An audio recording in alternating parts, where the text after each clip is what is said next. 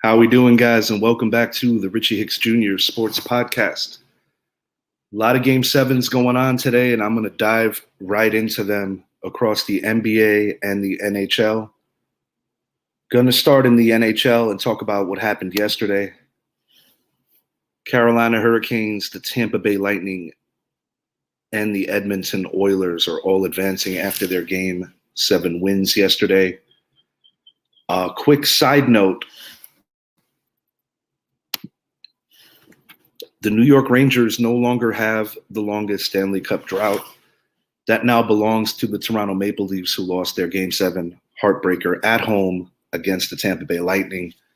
Definitely an ugly scene after the game. A lot of Maple Leafs fans were caught on video assaulting each other. It was pretty wild. I mean, normally you would think that you would see something like that would occur with an opposing fan base coming into your arena after a frustrating loss, emotional loss like that. But definitely just a ridiculous scene. And, the frustration's real. The Maple Leafs drought continues, 55 years. The previous was the New York Rangers, which spanned from 1940 to 1994. And speaking of the New York Rangers, we've got 4 Game 7s going on today. And as I stated, we're going to start with the NHL. Very exciting. Rangers on the verge of coming back from yet another 3-1 deficit, something that they did very frequently in the latter years and prime years of former goalie Henrik Lundqvist. Games at MSG, the Rangers have overcome 2-goal deficits in their last 2 games. Interesting take, and something that I noticed that occurred in Game 6 in Pittsburgh is that it seemed like the Rangers allowed the Penguins to get gassed towards the end of the game. Penguins had their chances to put the game away. It seemed at times that the ice was actually tilted, but the Rangers basically were assignment sound.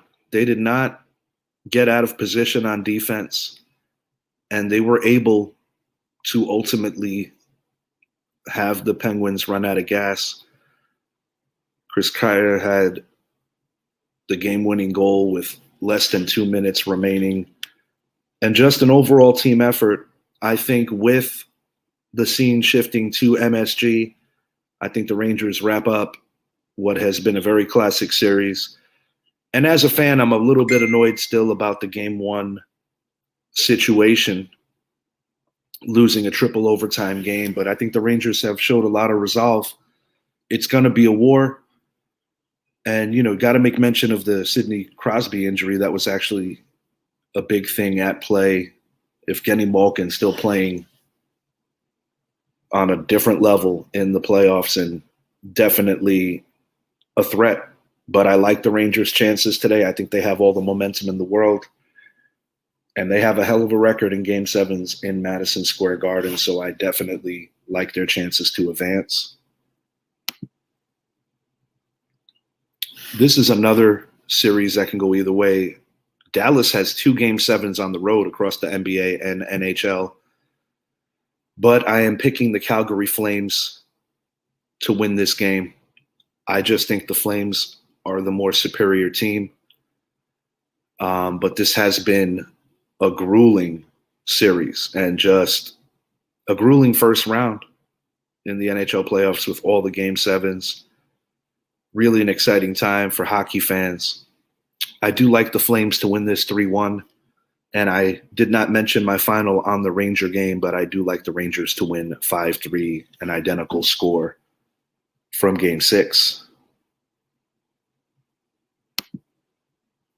Moving along to the NBA, this is the first of the 2 Game 7s that are going to be going down. This has been a wild series. Both teams, with their backs against the wall, have been able to win on the road. Ultimately, in this particular game, I think Milwaukee's going to gut out a very close victory. I think they're going to show their championship pedigree today in a very hostile Boston crowd. And I think they're going to be able to – this is where Giannis, in my opinion, takes it to that next level and proves why he is the best player currently in the NBA. The Celtics have been assignment sound, playing great defense, but I really do like the Bucks to win today, and this is going to be a classic. Now, I didn't pick the Dallas Stars in hockey, but I am picking the Dallas Mavericks in basketball. I, for one, hope the Dallas Mavericks advance because I do believe that they will give the Golden State Warriors a better series.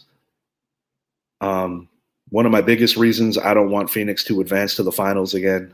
Now, granted, if they won here, they would go to the Western Finals, but getting a few steps ahead, I really fear that we would see more or less a repeat of what we saw in last year's finals if they crossed into Milwaukee again. I think this is the Warriors' conference to win, though. Whoever wins this series likely loses to Golden State, but I do like the Mavericks in tonight's game, and I like the Mavericks to give the Golden State Warriors a better series. I think Luka's going to go off, and I think he's going to truly have a moment that gets remembered tonight. Really exciting games tonight. Huge sports day. This is data, if you're into all this, to just stay in and watch all these games. But something that's kind of been burning on my mind and definitely annoying me, these Yankee fans need to chill out. The current New York Yankees team is only 2 games off the pace of their greatest team ever, the 1998 World Series champion Yankees.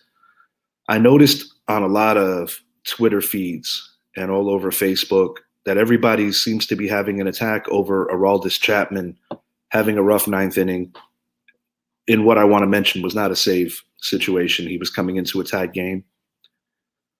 And with Yankee fans, I just don't understand the impatience nor just being unreasonable. This team is 24-9. The only team in Major League Baseball that is still on single-digit losses. And it just seems more and more that this is a fan base that just will never stand prosperity or just be happy. When I look around the standings and see that they have a comfortable lead over both the Tampa Bay Rays and the preseason favorites, the Toronto Blue Jays, I think it's a little ridiculous. And another thing that I am just tired of is Yankee fans always trying to point out Aroldis Chapman's failures. The man is 8 for 8 in saves. And there was very little mention on social media of the fact that the Yankees left 8 runners on base yesterday. I feel it's a team sport. You win together and you lose together. But I expect the Yankees to win today, which would be 3-1, taking a series against the Chicago White Sox. The team, for the most part, is on fire.